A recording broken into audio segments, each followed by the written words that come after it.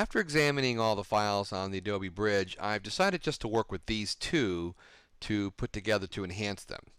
And I can already see a problem. I can see that the bottle has moved, or the camera has slightly moved between the two shots. So that's a little bit of a problem, but very, very fixable. I'm going to show you a really cool trick when that happens. So first thing I'm going to do here is use my Move tool, holding my Shift key down, with this image being the selected image. I'm going to drag this guy over with the Shift key held down to center it the best it can and drop that in. I can see by the way it just moved, it's not proper. So we're going to close that off, and let's work with this image right here. Now we'll open up our layers panel, and we can see big time moving here. So it is not the end of the world. We can fix that very easily. So a great trick for that when you're trying to register something is to take the incoming image and invert it. We're going to do a Command I or Control I to make that sort of a negative image. Then I'm going to change the opacity. Since I'm in the Move tool, I'm going to just hit my 5 key and make that 50%. We can see a positive and negative image laying on top of each other. I'm going to zoom in here right to the top of this so we can see what's going on. And with my Move tool, I'm going to use my arrow keys to start moving that image over to see if we can actually align them exactly on top of each other. When they align, the image kind of sort of cancels each other out. So you can kind of see the image, and you just find a highlight or something.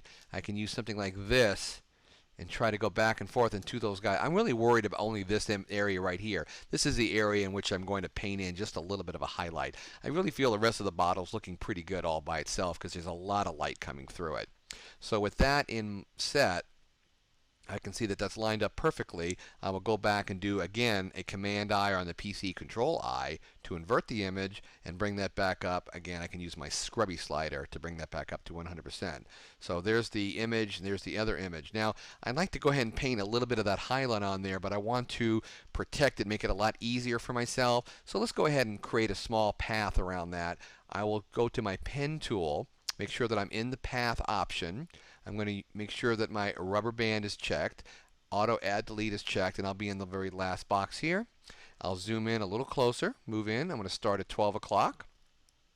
I'll put 1 point right here, and I'm going to start coming out to about 2 o'clock. Click and drag. Now I'm watching where I'm coming from, but I'm also setting myself up for the next point, right about here. And then a click here. And I'll come back around, click, click, and down in here. I'm not going to go down across the bottle, so I'm just going to really go right into this area right in here. I'll come back around, click, bring it up here, click and pull, watching where I'm coming from, but also getting ready to set myself up here. 1 point, no pull here, just click. So I'm ready to change directions. I'll come to about the middle point here, click and drag up, watching the curve, and I'm setting myself up. Now if this curve isn't exactly right, I can always adjust the handles, click and pull very slowly. And you notice because I didn't click and pull that first one, when I click that last one, you see a little zero. Boom, I've sort of created my nice clean selection here with the path. I'll go to my path panel. I will just hold down my Command key or the Control key in the PC, click that, turn that into a selection. I'm going to go to any of my selection tools to pull up a selection option here to go to Refine Edge, and I'm going to add 3/10 of a pixel feather. That's all I need to just give me a very clean aliased edge. I don't want it to be too sharp. This 3/10 of a pixel is a great amount to give it a more realistic, just ever so slight feathering to that. Hit OK.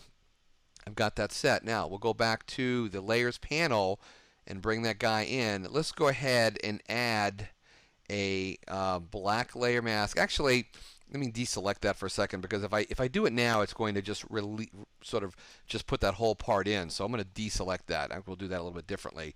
Let's deselect that and add hold down my Option key and add a black layer mask. Click. Whoops, right there. And click. Now I've got a black layer mask hiding that area. Go to my path panel. I'm going to hold my Command key, click it, got my selection, Refine Edge, got my 3/10 right here. Hit OK. Now back to the layers. Now I'm going to use a white brush. Go to my white, pick a white brush, pretty small, or use my bracket key to bring that down. Make it a little smaller overall so we can see what we're doing here. And let's just try at a small flow. Let's see what happens if we just give it a little swirl here.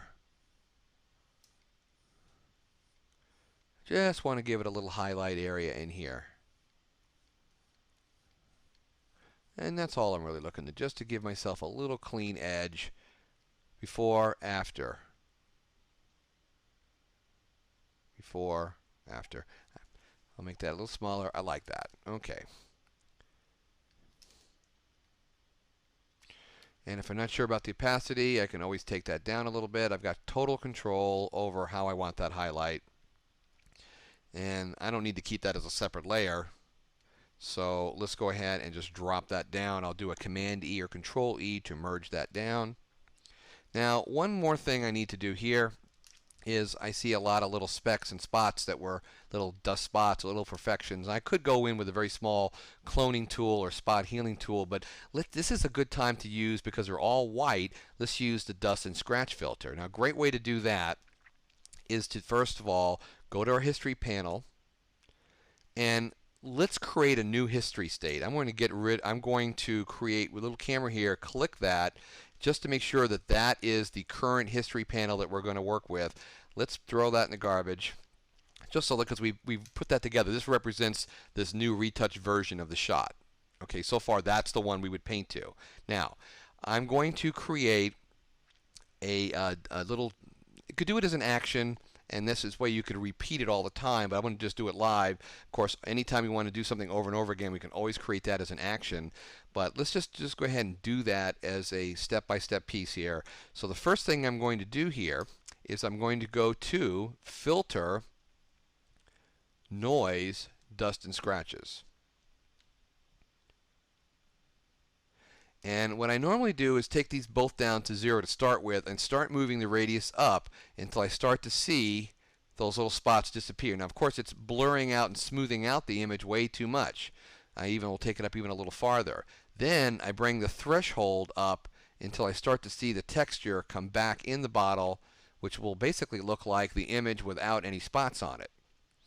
Right about there. So we see the preview before, after, before, after. Now this will take out a lot of details where we don't want it. So what we're going to do is apply the filter. You can see it right here in the history panel. Now I'm going to take a snapshot of that, click, and make that the active snapshot that the history brush will work from, and I will throw away the dust and scratches. So what will be is back to, basically back to this image, but that is going to be where we're going to paint from now on with the history panel, with the history brush. So I'll go to the history brush. If we have white specks, we're going to want to use a darken blend mode. If we have black specks, we'll do a lighten blend mode. So we'll go to darken, and as I paint here, you can see it's going to pretty much just easily paint over. I'm not going to paint everywhere. I'm only going to paint where I see these little white highlights that I don't want. And as you see how it leaves the texture pretty good on the rest of the shot. And I'm just going to take out all these little defects that we don't seem to like. And of course, if I see some black ones, we may switch over to the lighten blend mode. But like right here, I can see a little speck there. So if I didn't like that, I would go to lighten, click that off. And of course, there's a few here and a few here like that. Go back to darken.